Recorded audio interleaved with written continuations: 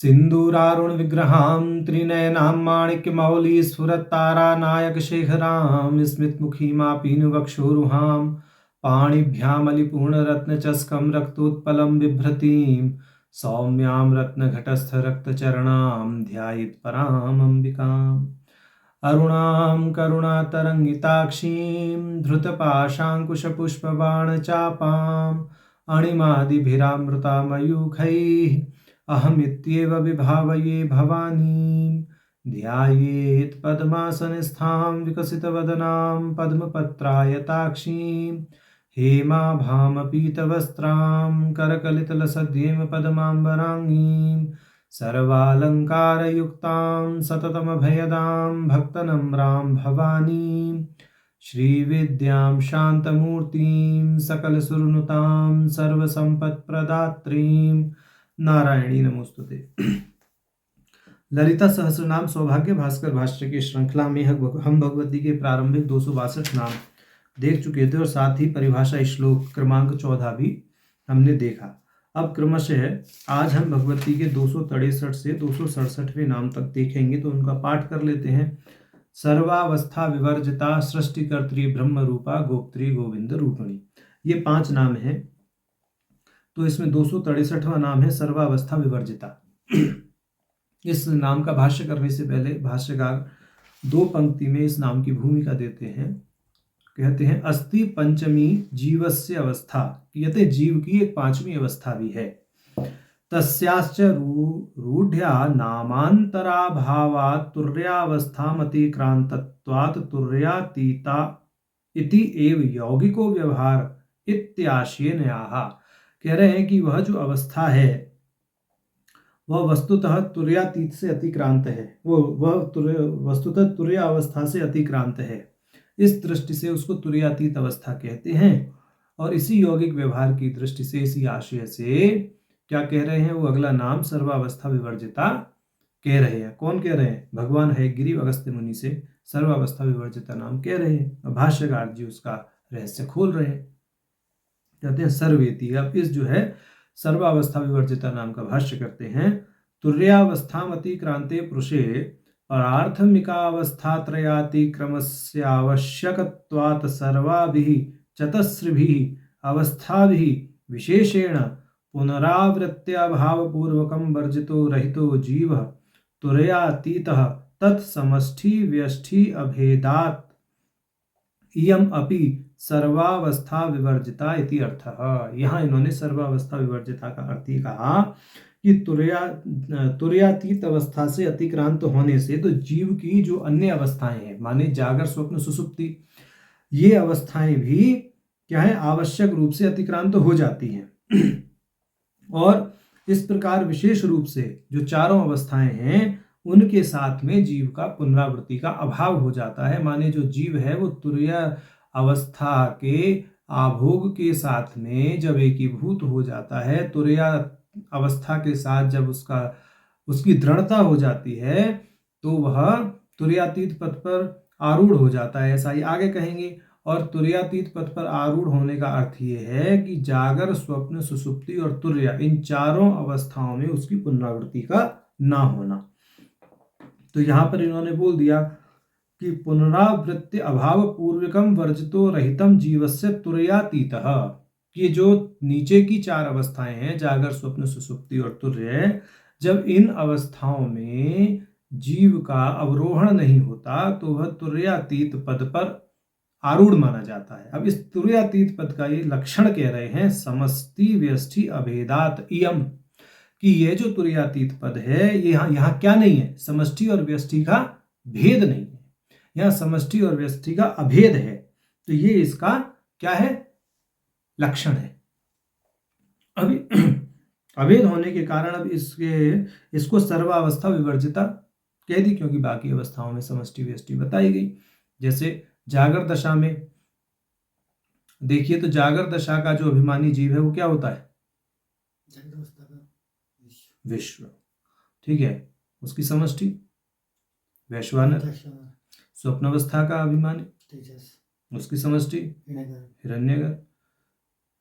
सुसुप्ति का प्राज्ञ, समष्टि। ईश्वर बोले इस दृष्टि से जो चल रहा है वह स्वप्न सर्वातीत अवस्था में समष्टि व्यष्टि का भेद नहीं है, वहां तो जो कुछ है एकमात्र शिव है, ऐसा। अब ये आगे कहेंगे इस विषय में, साश्च तुर्यावस्था दारण्यात भवती, और ये जो अवस्था है ये जो सर्वावस्था विवर्जिता माने जो तुर्यातीत अवस्था है, ये कैसे प्राप्त होती है? तुर्या अवस्था के साथ में दृढ़ता होने से यह अवस्था प्राप्त होती है। अब ये वचन दे रहे हैं, एक वचन माने एक प्रमाण दे रहे हैं, तुर्यावष्टम बहो लभ्यम तुर्यातीतम परम पदम, कि जब तुर्या अवस्था का आभोग प्राप्त हो जाता है, उसका लाभ हो जाता है और उसके साथ दृढ़ता हो जाती है, तब तुर्यातीत पद पर साधक प्रतिष्ठित हो जाता है। बोले इस वचन से यह सिद्ध है। अब वरदराज भी अभी कहा कि वरदराज ने भी ऐसा कहा है। वरदराज कौन? शिव सूत्र के वार्तिककार। ठीक, क्या कहा है उन्होंने, उनका देखते हैं वचन।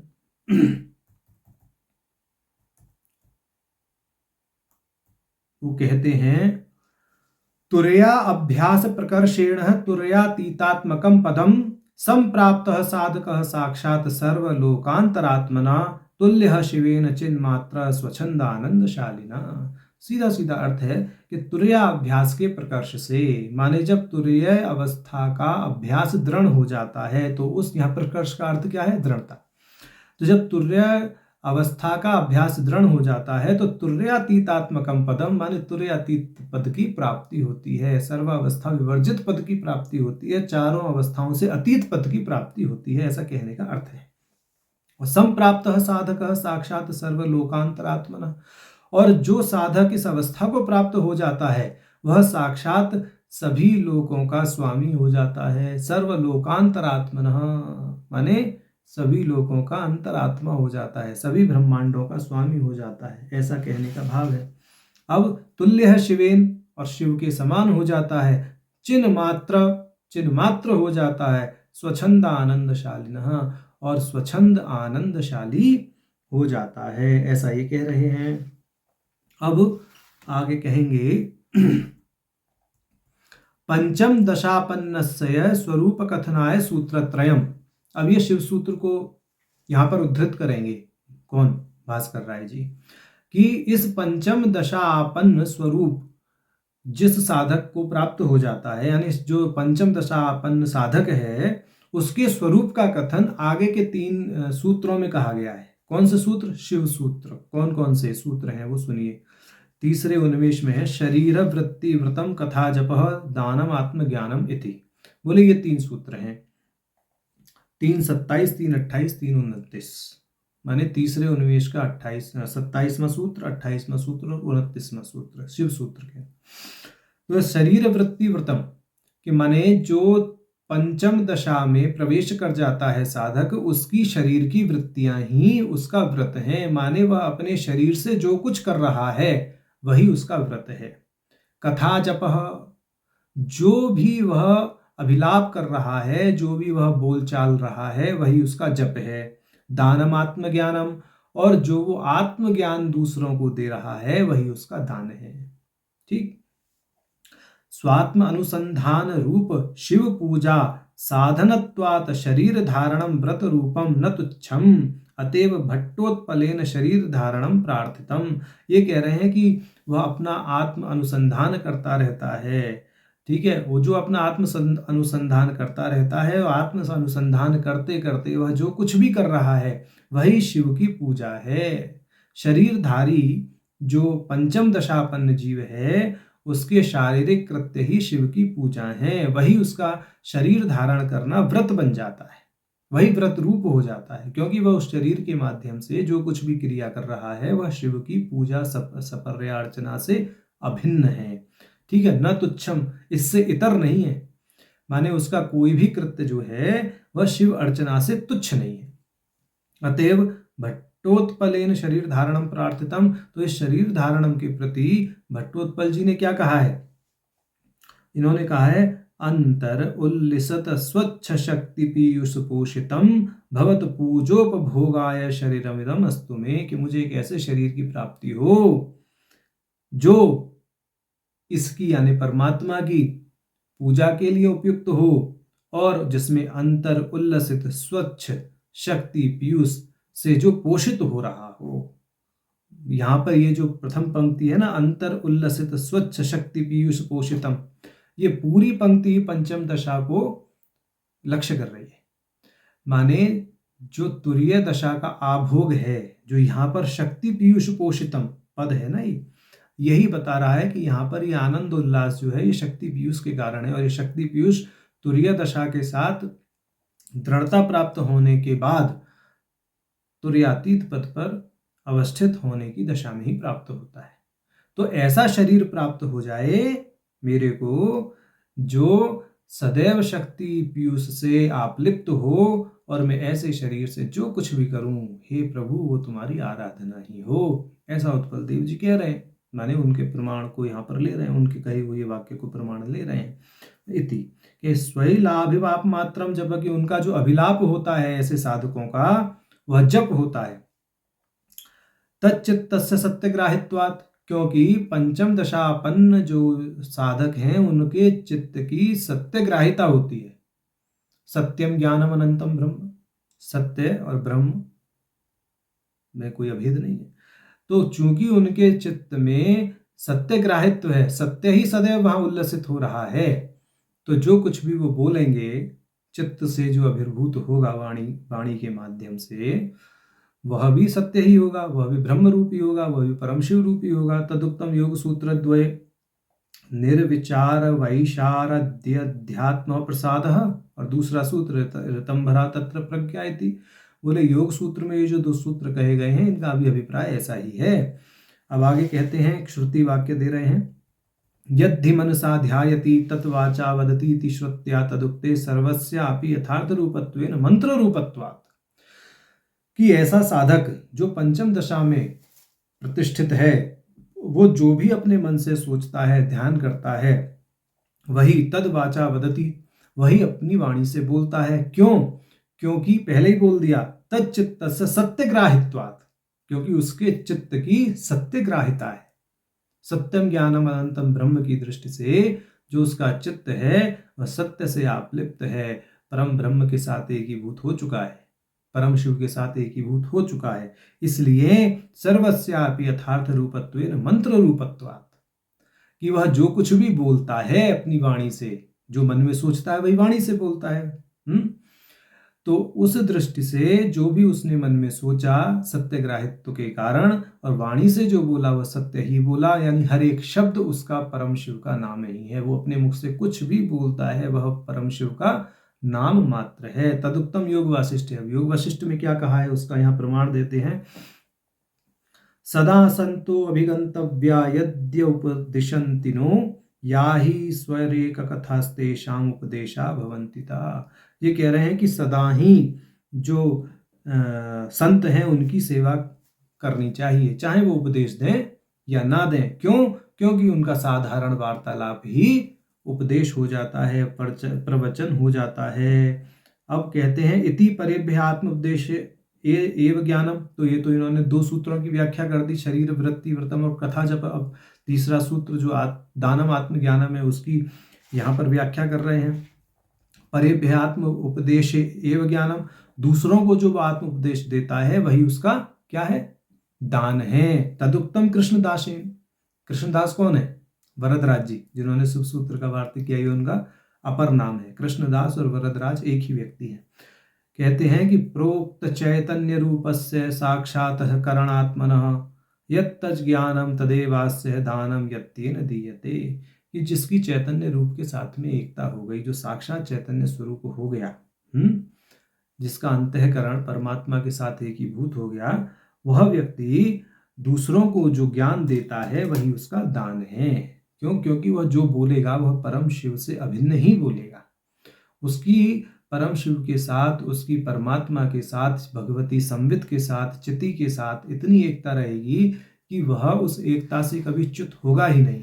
उसके मन में जो विचार आएंगे वह शिव स्वरूप ही आएंगे, उसकी वाणी से जो शब्द निकलेंगे वो शिव स्वरूप ही निकलेंगे, और जो वो उपदेश देगा वह उपदेश भी शिवात्मक ही होगा, उससे अभिन्न होगा, है ना? ऐसा। कहते इति। तो एतत् सूत्रत्रयम् उपलक्षण परत्वेन व्याख्यायम् इति मन्वानहिरुक्तम भगवत्पादैः। भगवत्पाद शंकराचार्य ने भी इन्हीं 3 सूत्रों को उपलक्षण की दृष्टि से कह रहे हैं। इनकी व्याख्या की है कहाँ पर? सौंदर्य लहरी के 28वें श्लोक में। क्या व्याख्या है? माने उन्होंने तो पूरा वहां छंद दिया है।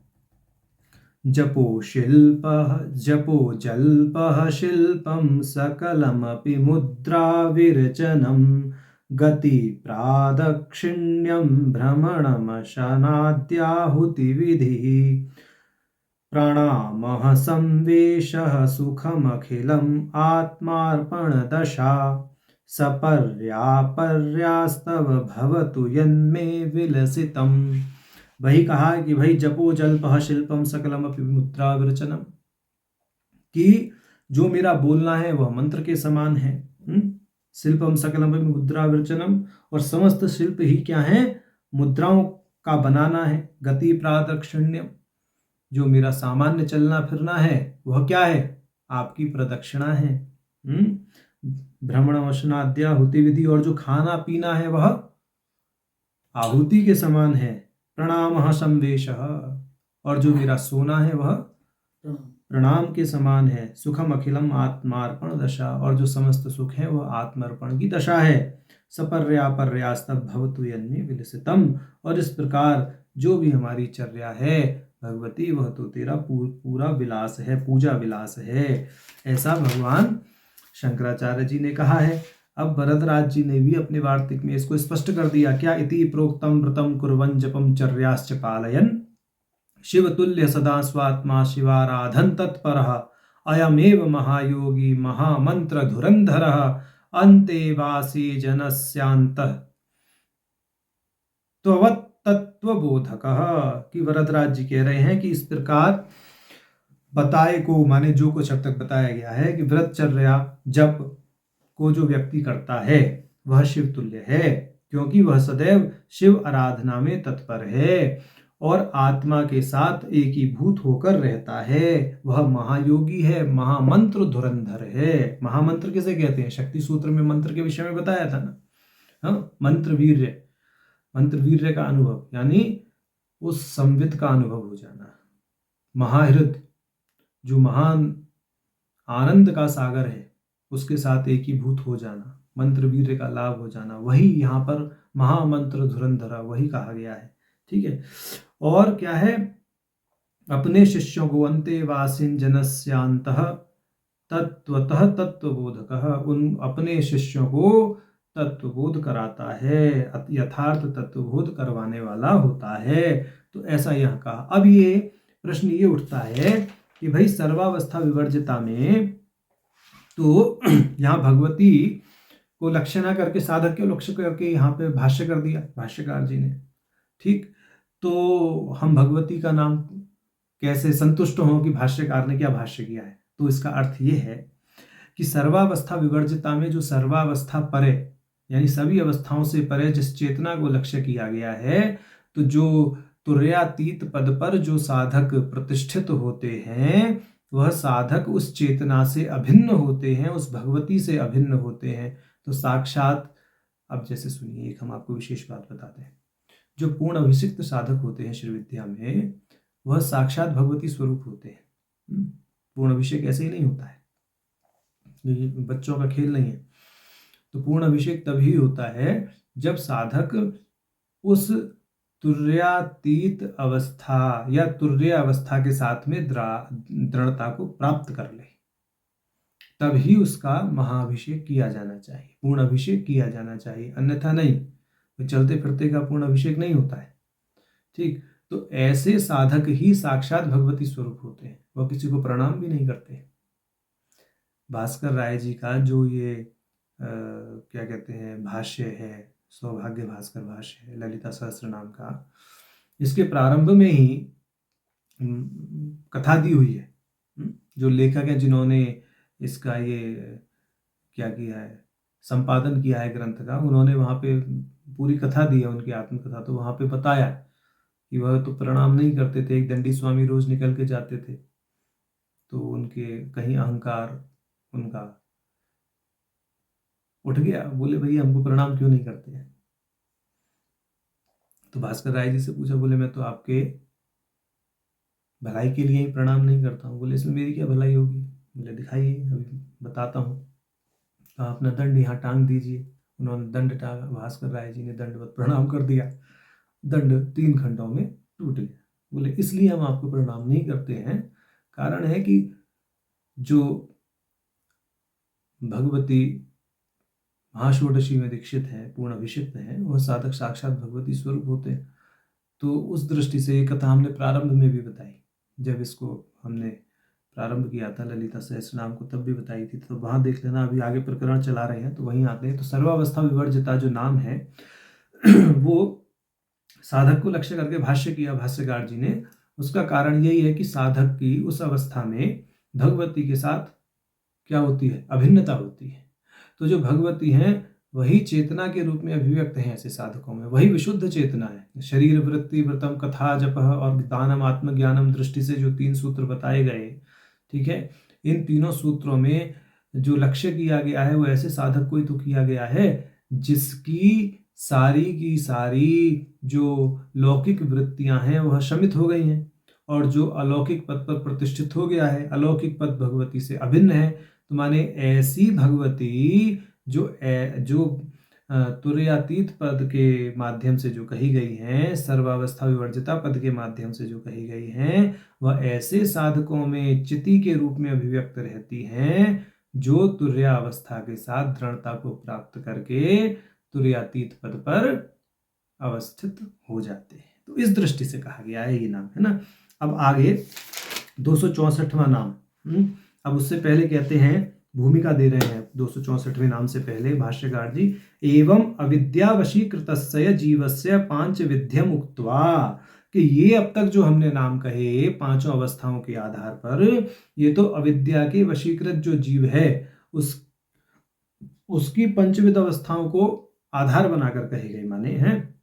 अब कहते हैं वशीकृत्य मायावच्छिन्नस्य ईश्वरस्य कृत्य भेदेन तथा तु आह, कि अब माया को वश में रखने वाला जो ईश्वर है उसके कृत्य भेद के आधार पर आगे के नाम कहेंगे। सृष्टिकर्त्री ब्रह्म रूपा, गोप्त्री गोविंद रूपिणी, आगे भी फिर बोलेंगे संहारणी रुद्र रूपा, तिरोधान करीश्वरी, सदा शिवानुग्रहदा, पंचकृत्य परायण, सारे नाम बोलेंगे आगे।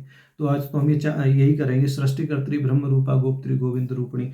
तो सृष्टिकर्त्री ये नाम बोला, तो अब यहाँ समझ ये तो आपको पता ही है, तत्वबोध में भी आपको पढ़ाया था। तत्वबोध के अनुसार, यानी जो वेदांत का प्रकरण है उसके अनुसार ईश्वर कौन है? प्रतिबिंब माया में। किसका प्रतिबिंब, मेरा या आपका?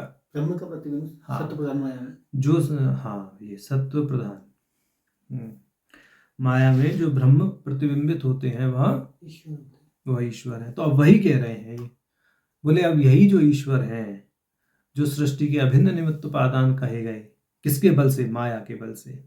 अगर माया ना हो तो ईश्वर निमित्त हो सकते हैं क्या? कभी नहीं हो सकते। अगर माया ना हो तो उपादानत्व प्राप्त हो सकता है? नहीं प्राप्त हो सकता। तो निमित्त और उपादान बनाने वाली है कौन? ये माया है। अब वह माया ही चूंकि सक्षम कर रही है ईश्वर को सृष्टि करने में भी। जब ईश्वर सृष्टि करते हैं तो ब्रह्मा कहलाते हैं, जब ईश्वर पालन करते हैं तो विष्णु कहलाते हैं, संहार करते हैं तो शिव कहलाते हैं, रुद्र कहलाते हैं माने।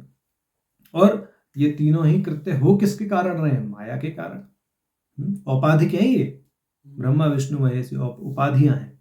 अब ये सृष्टिकर्त्री ब्रह्म रूपा, तो ये बोलते हैं कि सृष्टिकर्त्री जो 264वां नाम है, सृष्टि करने वाली। अब कहते हैं सृष्टि इत्यादि नाम आचार्य भगवत पादे ही अयम अर्थो जगत सूते धाता इति श्लोके निरूपिता, कि भगवान शंकराचार्य जी ने सौंदर्य लहरी के 24वें श्लोक में जगत सूते धाता की माने ब्रह्मा ने इस जगत की सृष्टि की, ऐसा करके वहां निरूपित कर दिया है। सृष्टिर जगत निर्माणम, सृष्टि का अर्थ है जगत का निर्माण होना, ब्रह्मा करते हैं। रजोगुण प्रधान ईश्वरस्य कृत्यम, और ये जो कृत्य है ये तो रजोगुण प्रधान है, ईश्वर का कृत्य है। तस्य कर्त्री, और उस कृत्य को करने वाली जो माया है वही वास्तव में सृष्टिकर्त्री है। ब्रह्मा सृष्टिकर्ता नहीं है, उनमें कर्तृत्व नहीं है। कर्तृत्व किसके कारण है? माया के कारण है। ठीक है, ऐसा ये कह रहे हैं। तो अब कहते हैं अब आगे का नाम आ गया 265वां ब्रह्म रूपा। तो ब्रह्मा चतुर्मुख तादृशा ईश्वर स एव रूपम यस्याह, कि जो ब्रह्मा है वह चतुर्मुख है ना, वह ईश्वर, उसके विषय में कह रहे हैं। तो ब्रह्मा के रूप में जो अभिव्यक्त हैं वही है ब्रह्म रूपा, या ब्रह्मा ही है जिनका स्वरूप वो है ब्रह्म रूपा। अब कहते हैं तदुक्तम विष्णु पुराणे, विष्णु पुराण में कहा गया है ब्रह्मा विष्णु शिवा ब्रह्मन प्रधाना ब्रह्म शक्तियः इति, कि ब्रह्मा विष्णु शिव पर ब्रह्म की प्रमुख शक्तियां हैं औपाधिक दृष्टि से, है? और इनमें जो क्षमता है कार्य करने की, ब्रह्मा में सृष्टि करने की क्षमता कहाँ से आई? शक्ति, माया से। विष्णु में माया से, शिव में माया से। तो माने ये जो तीनों औपाधिक ब्रह्मा विष्णु महेश जो संज्ञाएं हैं और इनके जो कर्तृत्व बताए गए हैं, ये सारे कर्तृत्व किसके कारण होते हैं? भगवती के कारण होते हैं। ऐसे हैं, या मासा माया, जो है ही नहीं वही माया है। ठीक है, ये भावनोपनिषद से बड़ा स्पष्ट हो जाता है। खैर अभी तो 266वां नाम देखते हैं, गोप्त्री। यहाँ गोपन जो करे वह गोप्त्री। गोपन का मतलब स्थिति को बनाए रखना, रक्षा करना, गोपन करना। जो स्थिति को बनाए रखें, इस सृष्टि की स्थिति को जो बनाए रखें, जो जगत है इसकी स्थिति को बनाए रखें, उनका नाम है गोप्त्री। गोपनम जगतः स्थिति, यानी गोपन का अर्थ है जगत की स्थिति।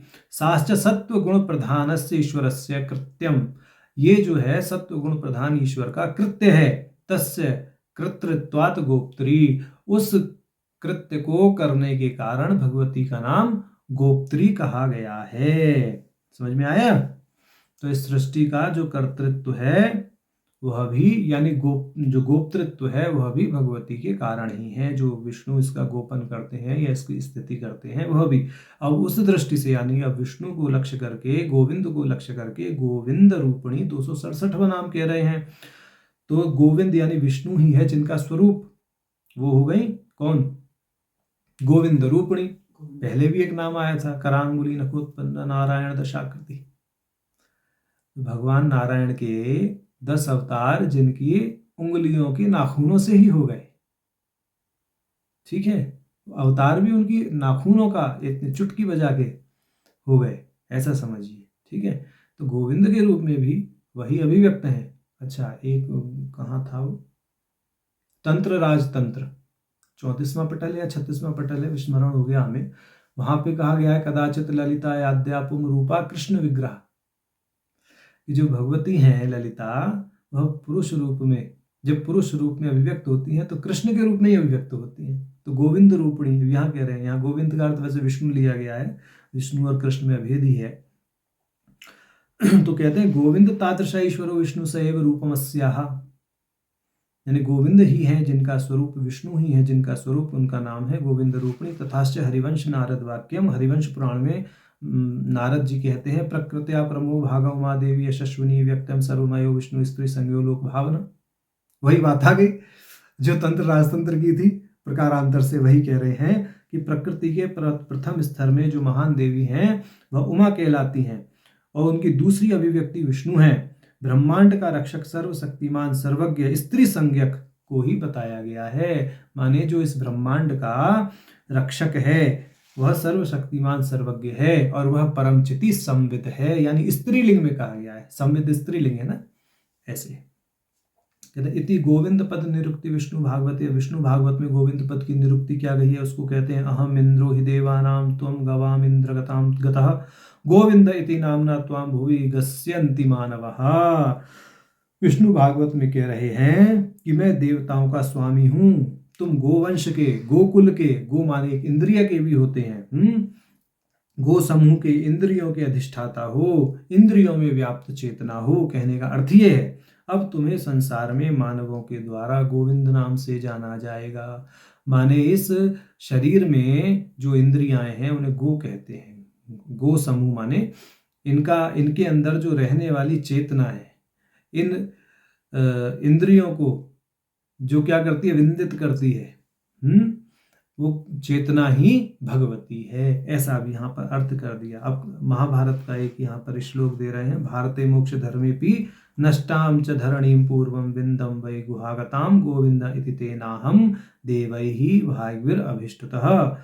तो ये कह रहे हैं कि महाभारत में कहा गया है, मैंने बलपूर्वक ले ली गई उस धरणी को, धरणी माने गो, पृथ्वी के लिए भी गो शब्द का प्रयोग हुआ है, पुनः प्राप्त किया जिस तक पहुंचना बहुत कठिन था, इसलिए देवता गोविंद नाम से मेरी स्तुति करते हैं। ऐसा है, भगवान का वचन है ये, ठीक है।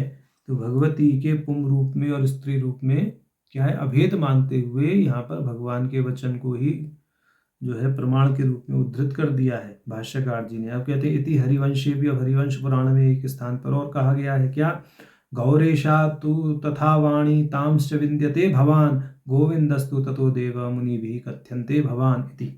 तो ये कह रहे हैं, गो कहते हैं नाद को, गौरेशाम तु तथा वाणी, बड़ा यहाँ वाणी से नाद का ग्रहण करना चाहिए। तो जो गो कहते हैं नाद को, जिसे केवल तुम ही जानते हो, अतः आप मुनि और तपस्वियों द्वारा गोविंद कहे जाते हो, ऐसा हरिवंश पुराण का वचन है। अब कहते हैं गवादीषु विदे संज्ञायामितीशः गोविंदो वासुदेवः स्यात् नवाध्यक्षे बृहस्पति वा विश्व प्रकाश कोशाद बृहस्पति रूपा इति वा।